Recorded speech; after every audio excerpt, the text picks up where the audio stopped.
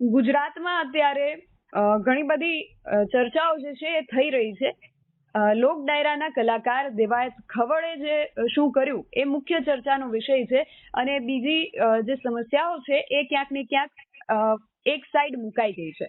અને આવો જ કંઈક એક મુદ્દો ઉઠાવ્યો છે આમ આદમી પાર્ટીના ભરૂચ જિલ્લાના જે નેતા છે પિયુષભાઈ પટેલે, કે જો દેવાયત ખવડને જામીન મળી શકતા હોય તો ચૈતર વસાવાને કેમ નહીં. આ બાબતે આપણે વધુ ચર્ચા કરીએ, ને ચર્ચા કરવા માટે પિયુષ પટેલ જ આપણી સાથે જોડાયા છે. પિયુષભાઈ, BS9 TV ન્યૂઝમાં આપનું ખૂબ સ્વાગત છે.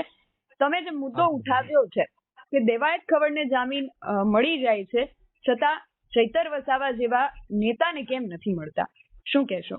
બેન, જોવાની વાત એ છે કે ચૈતરભાઈ વસાવા જેવો જનતાએ ચૂંટેલા એક પ્રતિનિધિ છે, ધારાસભ્ય છે, અને આ ધારાસભ્ય છેલ્લા 1.5 મહિનાથી વધારે સમય થઈ ગયો છતાં પણ આજે જેલમાં બંધ છે, બરોડા સેન્ટ્રલ જેલમાં. આજે જે તે સમયે જ્યારે 5 જુલાઈ આ ઘટના બની તે સમયે હું જાતે ત્યાં આગળ હતો પોલીસ સ્ટેશનમાં. ચૈતરભાઈ જાતે ફરિયાદી બનીને ગયા ને એમને જ આરોપી બનાવીને પોલીસે ધક્કામુક્કી કરી ને ભાજપના ઈશારે એમને જેલની અંદર મૂકી. પુરાવા વગર જો ચૈતર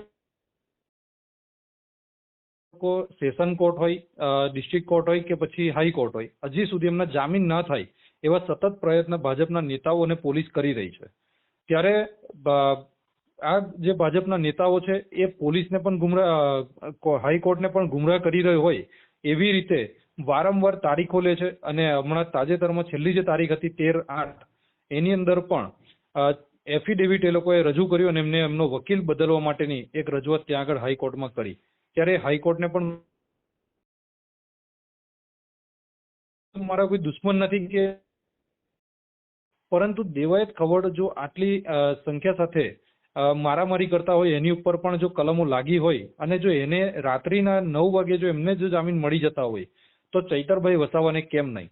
આ એક મારો સીધો પ્રશ્ન છે આપના મીડિયાના માધ્યમથી ભાજપના નેતાઓને પણ અને નર્મદા જિલ્લા પોલીસને પણ અને ગુજરાત સરકારને પણ.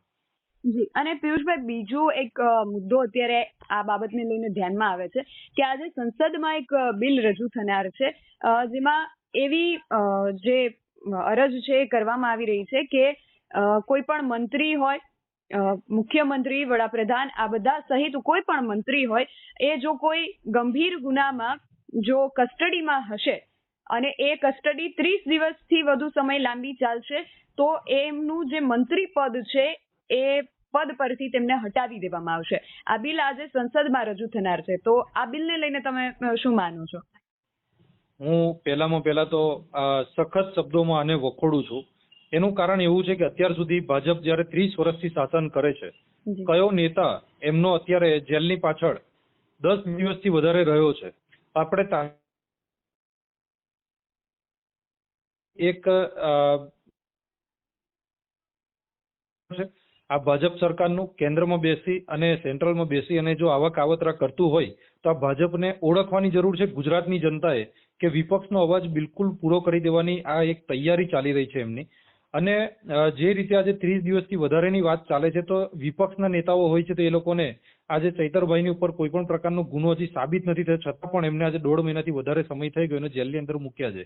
તો કહેવાનો સીધો મતલબ એ છે કે આ રીતે જો આવું જ કરતા રહેશે તો ચૈતરભાઈએ જે 2500 કરોડનું કૌભાંડ જયારે બહાર પાડ્યું મનરેગાનું, ત્યારે બચુભાઈ ખાબડના બંને દીકરા અને એનો અત્યારે ભરૂચ સેન્ટ્રલ જેલમાં અત્યારે બંધ છે. ત્યારે એ લોકોને જો જામીન મળી જતા હોય તો ચૈતરભાઈ વસાવાને આજ દિન સુધી જામીન ન મળવા દેવા, એની સામે આવા બિલ પાસ કરવા, એ સીધું જ બતાવે છે કે ગુજરાતની અંદરથી વિપક્ષને બિલકુલ પૂરું કરી દેવું, ભારત દેશની અંદરથી વિપક્ષને બિલકુલ પૂરું કરી દેવાની આ એક તૈયારીઓ ચાલી રહી હોય એવી રીતે આ બિલ એ લોકો પાસ કરાવે. અને પિયુષભાઈ, હવે આગળ ચૈતરભાઈ માટે 28મી તારીખ સુધી લંબાવવામાં આવી છે સુનાવણી, તો હવે આગામી દિવસોમાં આમ આદમી પાર્ટી આ બાબતને લઈને શું પગલાં લેશે? આમ આદમી પાર્ટી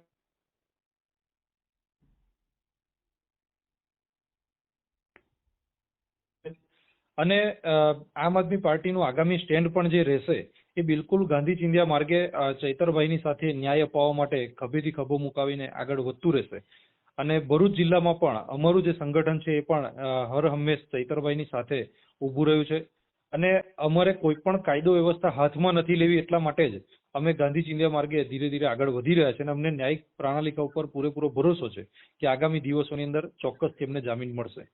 અને પિયુષભાઈ, જે રીતે આમ આદમી પાર્ટી અત્યાર સુધી ઘણા બધા પ્રયત્નો કર્યા, અરવિંદ કેજરીવાલ ને બધા પણ ગુજરાત આવ્યા અને ખૂબ મોટી મહાસભા યોજાઈ, છતાં આ જે કેસ છે એમાં કોઈ તમારા તરફથી કોઈ સકારાત્મક તમારી જેવી અપેક્ષા છે એવો નિર્ણય કે એવો કોઈ આગળ પગલાઓ લેવાતા નથી, તો પક્ષ શું આ બાબતને લઈને ચૈતર વસાવાને જેલમાંથી બહાર લાવવાની બાબતને લઈને ક્યાંક નબળો પડી રહ્યો છે? જે પણ અમારી લીગલ ટીમ પણ સતત આ પ્રયત્નમાં લાગેલી છે અને અગાઉ પણ ચૈતરભાઈની ઉપર જ્યારે એફઆરઆઈ કરવામાં આવી ત્યારે પણ 3 થી 4 મહિના જેટલો સમય એમના મત વિસ્તારથી એમને દૂર રાખવામાં આવ્યા અને આજે એમના જે જેલની અંદર એમને જ્યારે રાખવામાં આવ્યા ત્યારે પણ પક્ષ એમની સાથે પહેલેથી જ એમની સાથે હતો, છેલ્લે સુધી એમની સાથે રહ્યો અને આજે પણ એમની સાથે છે. એટલે અગાઉ જે કંઈ પણ આગળની પ્રોસેસ ચાલુ જ છે. જી, હવે આગળ આગામી 28 તારીખે ખબર પડે છે કે શું થાય છે, પણ આપ અમારી સાથે જોડાયા તે બદલ આપનો ખૂબ આભાર. આભાર. જી.